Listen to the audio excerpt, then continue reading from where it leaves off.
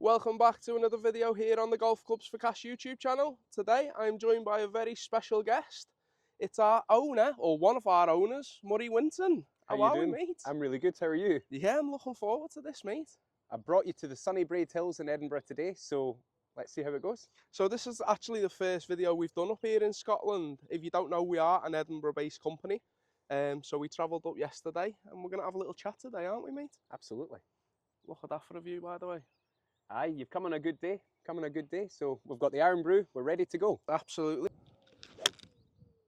Oh, look at that. A little draw as well. That'll do. It's only gone 80 yards, but it was a great shot, mate.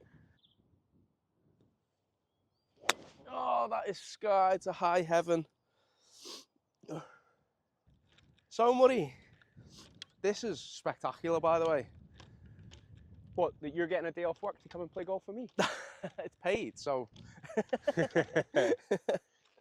No, it's nice up here. It's a course that means quite a lot to me, as I just lived around the corner when I was a lot younger and used to play it quite regularly. But it's a good test, and if you're coming up to Edinburgh, I really would recommend playing the Braids because it's a public course, so anyone can get on, but it's got a lot of quirks to it. Go. This is for the birdie. Oh, take that one away. Tap Nice in par. 4. Cheers. That'll do. All squares through 1.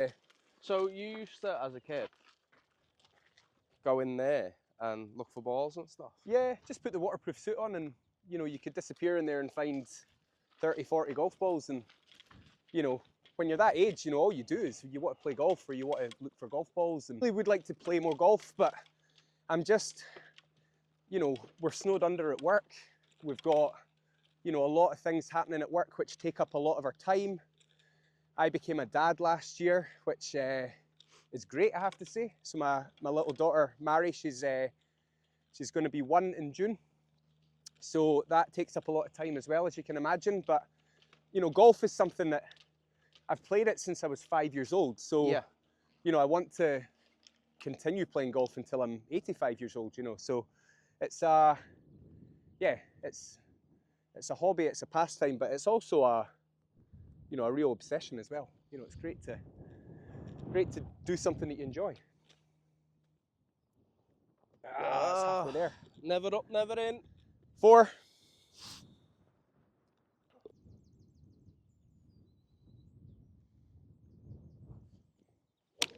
This is your local course that you grew up on playing. Yeah. Tell us a little bit about that. So, yeah, well, I've always lived in the south side of Edinburgh, and when I was about 10, we moved just down the road, literally just at the bottom of the road of this golf course. And there's a golf course just on the other side of the wall, which I was a member at when I was a junior. And yeah, in the evenings in the summer, you would just go out and play golf. And then when I was very young, I was about 12 or 13, I started working at the Braid's driving range, just doing very light work, just picking up golf balls when the driving range closed and helping out with tasks. And, I really fell in love with working in golf, from quite a young age. And then I worked in the American golf store there from when I was 16 until I was about 21. And that for me was a really good education. People go to university and study for 4 or 5 years, but yeah. I went and worked there for 4 or 5 years, and you learn working with other people, you learn working with older people, trying to learn from them, and you also deal with the public all the time as well. So it was a really good education for me, and I really enjoyed second-hand golf clubs. It's a driving range, so we had a lot of second-hand golf clubs in that store. And then sadly, I got my golf clubs stolen from me when I was 18. So I left them in the junior locker room over the weekend, and when I came back, the golf bag was there. So I've heard this story, but I've heard it 50 different ways and different times off different people. So what is the actual story about you having your golf club stolen? So it was winter. I'd just turned 18 the December before, and I'd maybe gone up to play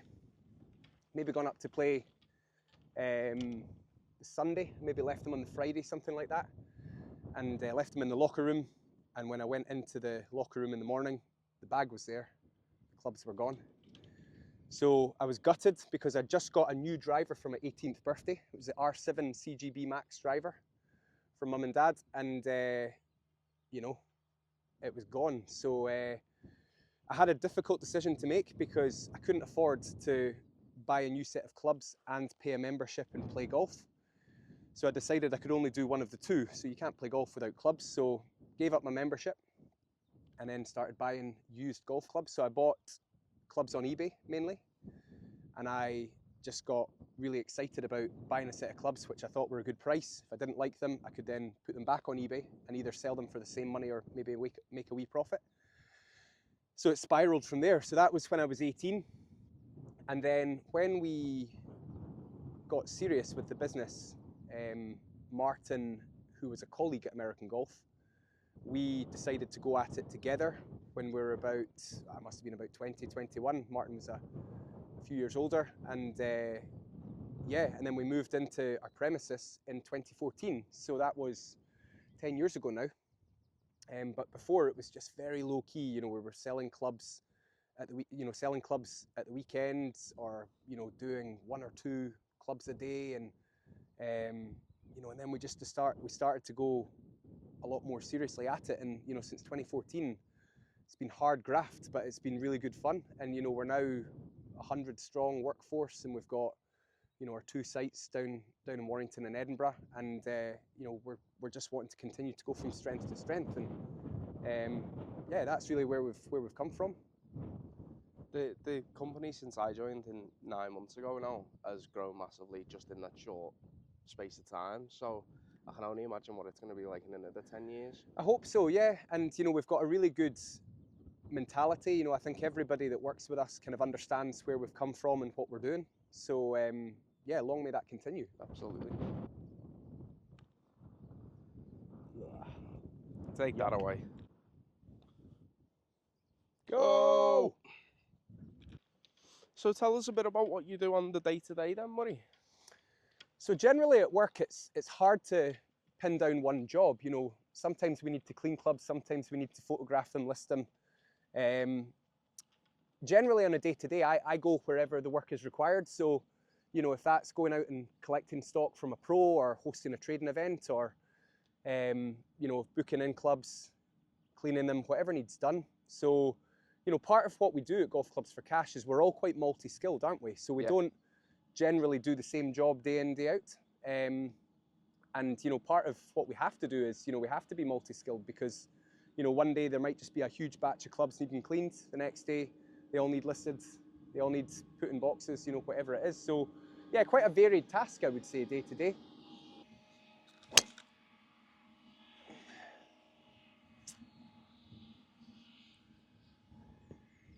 Well, As good as... Yeah. Should have gone with He's for a great, good yeah. You and I, he's a good lad. so you've spoke to us a little bit about your passion for second-hand golf clubs and that. So tell us about why it's important to extend the life of golf clubs and find them new homes.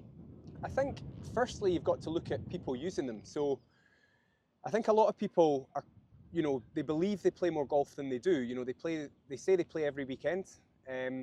Now, people in their 20s, 30s and 40s especially, I think they do say they play more golf than they do. So they often don't need to spend a lot of money on a set of clubs. They might only use them 10, 12 times in a year.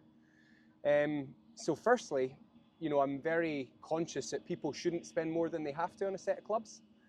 But also, I think it's just good for the planet, right? I mean, constantly renewing equipment, it's got to go somewhere. So why don't we look at repurposing the stuff that you're not using anymore, and then give people the option of buying a new club or a used club. So yeah, I think first and foremost, I'm all about trying to save money for people who are, maybe not needing to spend 2 or 3 grand on a set of clubs. But That's gotta be 100 yards, that, surely. you're there in 2, remember? Or sorry, no, you get your shot, so no, that's fine. Right, okay. I'm just laying this up. This is not sitting pretty.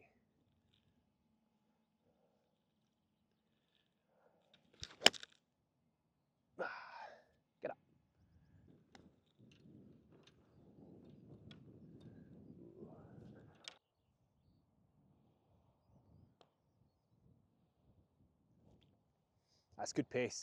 You take that one. Fairway. Hang on, which is the flag? So the red one. Yeah. So the 14th fairway's down the right there. Yeah. So you can either go down there or you can go straight across and just kind of hit and hope and try and hit it somewhere in between the two hills. Oh, that's a snap up. Ray, I know you ask a lot of people questions on the golf course these days, but one thing I've been quite keen to ask you, I've met you half a dozen times, when you recently joined the business, what made you want to join it, and what from the outside to you, what does the business look like? So there's two parts to the answer really. So I only live in Wigan, which isn't too far from Warrington, but I didn't know our store existed. So my mate applied for a job, and that's how I found out about the business. And then I was in a job that I didn't particularly like, to be honest. So when I was thinking about leaving there, I was looking, and there was a job coming up at Golf Clubs for Cash. So I've worked in golf before, in golf clubs, like, in the pro shop and stuff. And I wanted to get back into golf because I really enjoyed it. So I'd come out to golf for a little bit, and then I wanted to go straight back into golf. What were you doing before? So I worked at Specsavers. Right, okay. So I was a store administrator at Specsavers. Actually, you might know Middlebrook, Bolton. Nah. So right next to Bolton's football stadium, essentially. Okay, yeah. Yeah, and I realised it wasn't really for me going to work every day in a suit. Yeah. And so I wanted to get back into golf, and my job was up. So that day I applied, went in for an interview, looked around, I was amazed. Like, you're 11 miles from my house. And to be fair, the store would have only been open, what, 6 months? Yeah.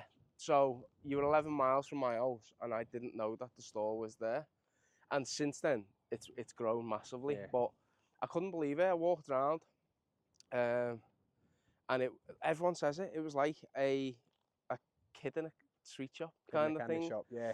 Because the stuff that they've got in that store, the older stuff, like the clubs that you used to use, like everyone the does diversity of what we've got, it's ridiculous. Mm-hmm. The video that's on of Jamie O'Hara of him looking at like Nike Vapor Pro combi set that he used to use when he was a kid, that you would never be able to get these days. Yeah. And obviously we spoke before about like giving golf clubs a new life and a new home. Mate, he was so happy, and that's like everyone that comes into our store now. Yeah. And obviously then getting into the business and learning more about the business. Yeah, it's what you've set up there, you and Martin, and obviously there's other people involved in that, but it's ridiculously good, ridiculous. Cool, that's interesting. I mean, for me, it's keen to know what the business looks like from the outside, but we're just wanting to try and facilitate new golfers into the game, golfers that are trying to get back into the game, golfers that are keen. We're just looking at trying to fit the bill for everybody. Yeah, and it does that really well, like the diversity of people that come into our store. I don't think he'll mind me saying this either. So we had a guy in a wheelchair come in for a putter last week, and he has a chair that stands him up to be able to play. Yeah. Like, so you've got this disability covered, like people coming in who are like disabled like me. It doesn't really make a difference to me because I don't have any adjustments and stuff. Mm-hmm. You've got people who have never played golf before coming in. You've got people who are really good golfers coming in as well. And then it's not just the clubs, it's the services that we provide as well, reshafting, regripping, all, like, we sell thousands of shafts, don't we? Yeah. So it's not just the clubs, it's everything that the business does. We've got something there to provide for somebody. I can't believe you're putting this. So we're talking what, 60, 70 feet? It's not that far. And yes, it's a wee bit hairy, but yeah, so is my chipping, so let's see.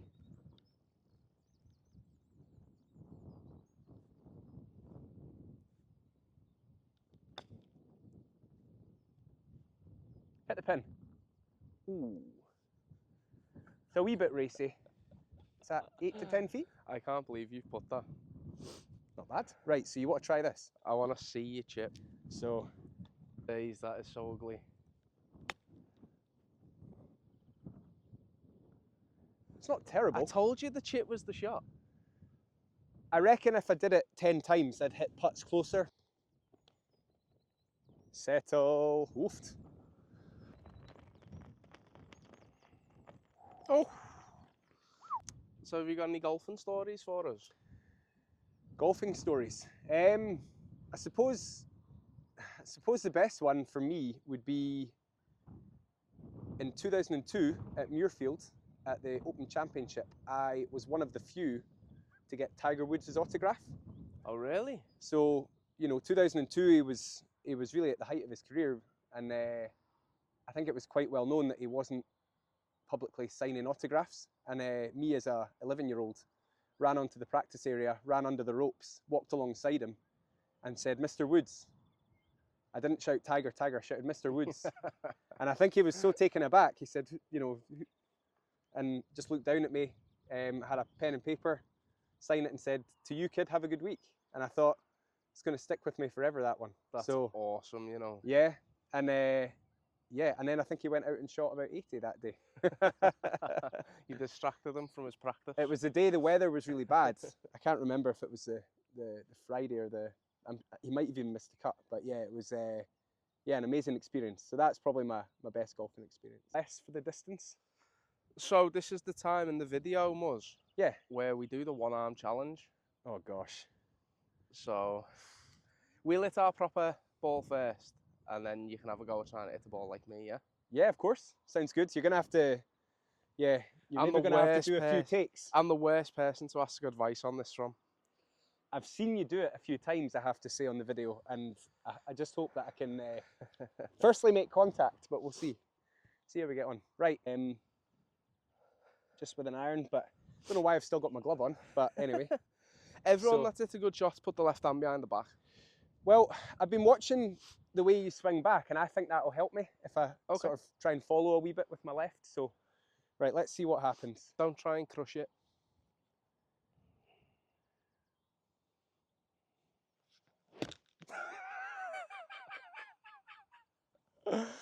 Oh dear. Okay. Dear. Right.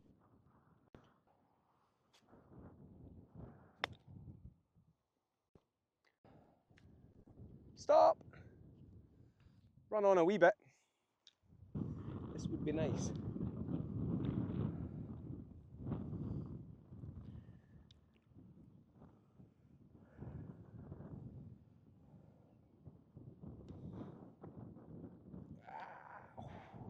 Good roll. This one is, so we're all square at the turn. Yeah. You've played great, by the way. And you're just hacking me way around. Making it round. No, listen, it's been good, but I think now it's time to get serious, because back nine, I know where I'm going, you don't, so let's see how we go. This golf course though, stunning. For a municipal golf course as well. Yeah. This is unreal. Yeah, I mean, anyone who's visiting Edinburgh, I would say, play the Braids. It's it's easy to get on, and it's, you get your views and you get some funky holes. So yeah, absolutely. Let's do it. Par 5.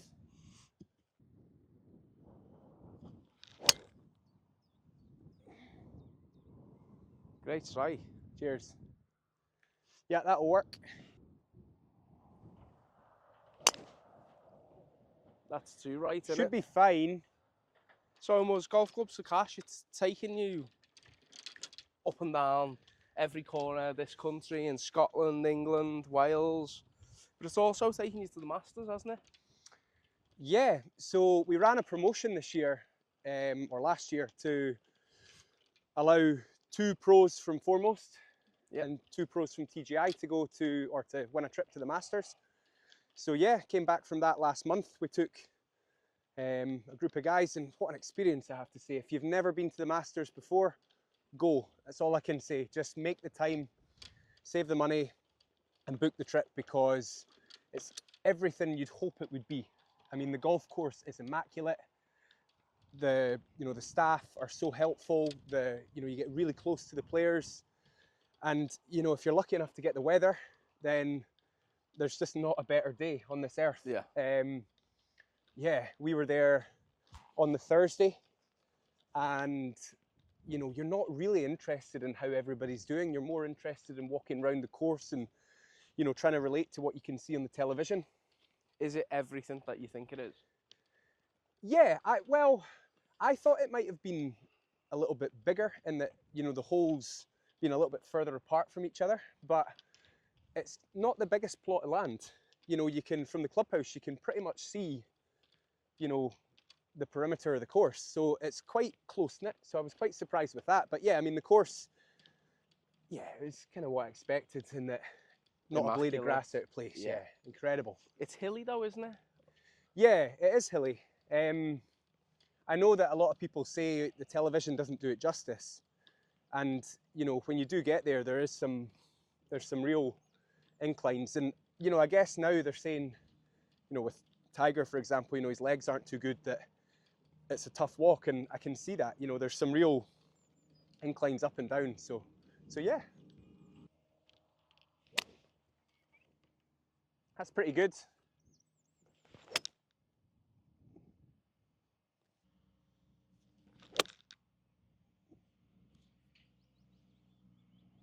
Go.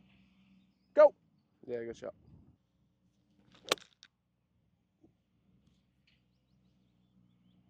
Go. Go. Yeah, good shot. Oh! By the way, look how happy he is.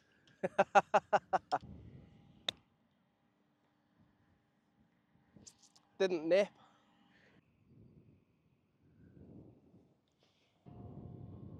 nah, not high enough. Not brave enough. 5. Now I know why you're off 9 and not scratch, because you can't put.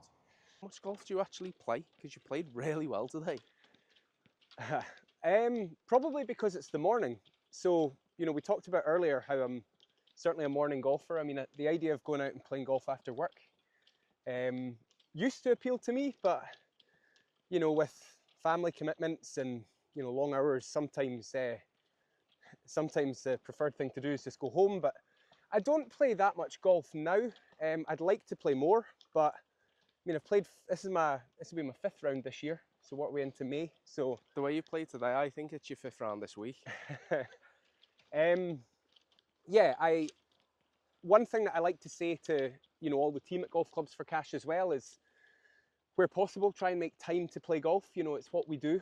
So yeah, my ambition is to get a game on a Wednesday morning most weeks this year, because that fits the schedule and it's the medal time. But yeah, it just depends. I mean, I'd like to play a little bit more, like to put a little bit of practice in, but you know, every amateur golfer shares the same frustrations, don't they?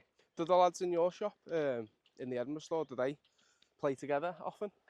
Yes, we do. We've got a few different courses that, you know, 2, 3, 4 of us are members of. So like a Wednesday morning, there's 2 or 3 of us that can play. And, you know, some of the other guys play like Dalmahoy Golf Club. There's a few members there. And then there's a few members at Duddingston and stuff. So yeah, I mean, we try and play together when we can. And yeah, that's one thing, you know, part of the work is it's nice to be able to socialise with your colleagues as well. So yeah, we definitely try and make time for it. So word on the street is you're a massive Dundee United fan? I think a lot of people might not know too much about Dundee United. I mean, I support them. My dad and my brother are massive Dundee United fans, season ticket holders. No significance living in Edinburgh. I think my dad was a big supporter of them in the 80s when they were a lot more successful than they are now. But yeah, I follow them, and they're certainly had a good year this year. They're just been promoted, haven't you? They have, yeah, which is good. And of course, you know, follow Scotland as well. So unfortunately, I'm on a boat the day of the Scotland-Germany game, the opener of the Euros. So we're working in Ireland that week, and the ferry time coming back from Belfast is exactly when the game is on. So I'm hoping there's going to be some Wi-Fi or a TV on the boat. But yeah, we're really looking forward to that. I mean, I know a lot of people that are paying a lot of money to go over there and watch it and experience it. And yeah, listen, it's it's going to be good either way, isn't it? What do you think is Scotland's chances? I mean, it's hard to compare because I don't remember them in '98 when they were in France, and obviously, that's really the most comparable one you can go with,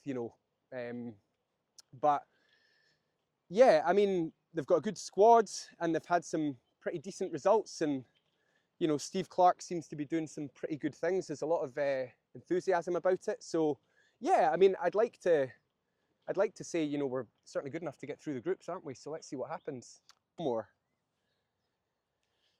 I always find that I end up stepping up to it and then just hitting it. Yeah. So to do it properly is tough. Right.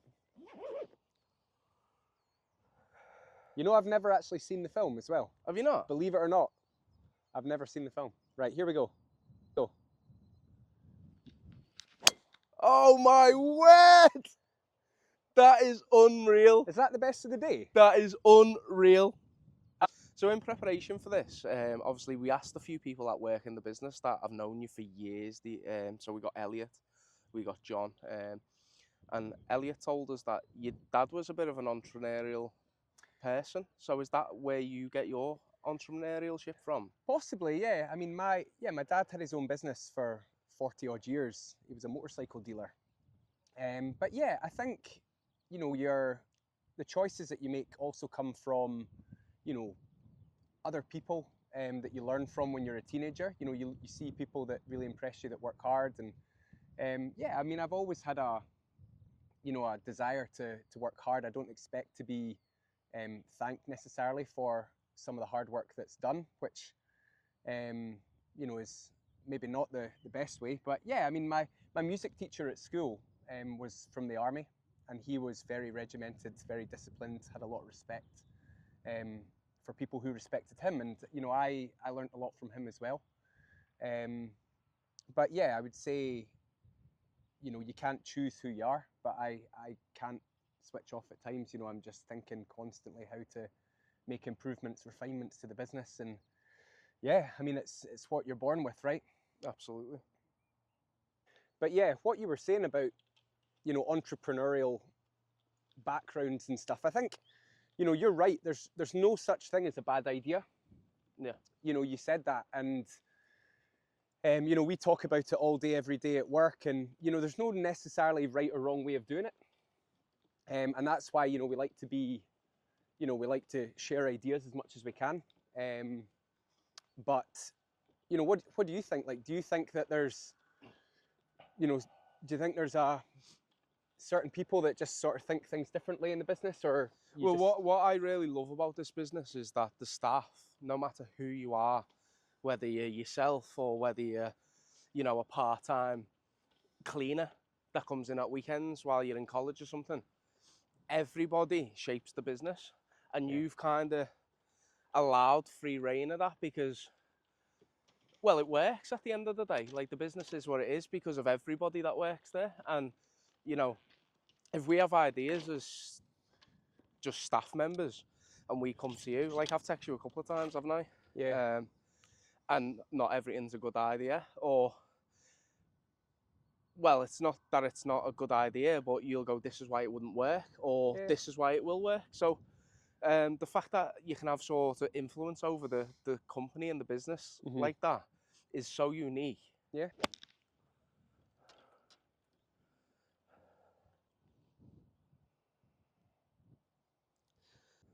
Do you want to do a quick score update? So what are we? You're 2 down? 2 down. 4 to play? Yeah, on the 15th tee now, aren't we? So. Do you not play golf all the time? I do, but you can't come up here and like embarrass the boss, can you? Do you know what I mean? Trying to get a good appraisal. If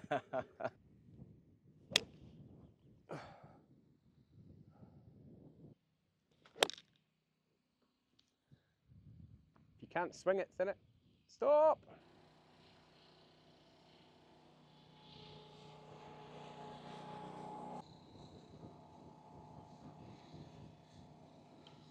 Yeah, I've towed it. Oh, there we go. Stay 2 in front.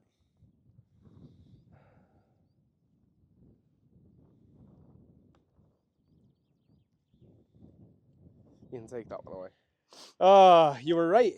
I'll be honest, I absolutely pulled the life out of that with the toe and it's gone in. So Ray, 2 up with 2 to play. To be fair, there's not been a birdie all day and we've had a lot of chances.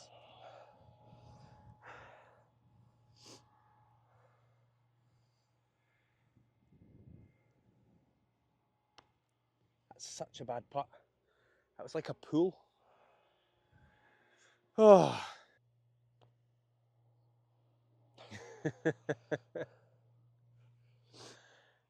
Give it a chance. Good game, mate. I enjoyed it. Well Well played. done. Well done. Nice one. Nice one for coming down as well. We've come up, but nice one for sorting this out as well, so we can get to know you a little bit better. Not a problem at all. Not a problem. It's always important, I think, to be on the front line in the business. So really enjoy being part of this today. So thank you. No problem. Thank you very much. Thanks very much for watching this video with us on Golf Clubs for Cash YouTube. Don't forget to subscribe to our YouTube channel. Follow us on Instagram and TikTok as well. Like, comment, share in this video. And until next time, see you again.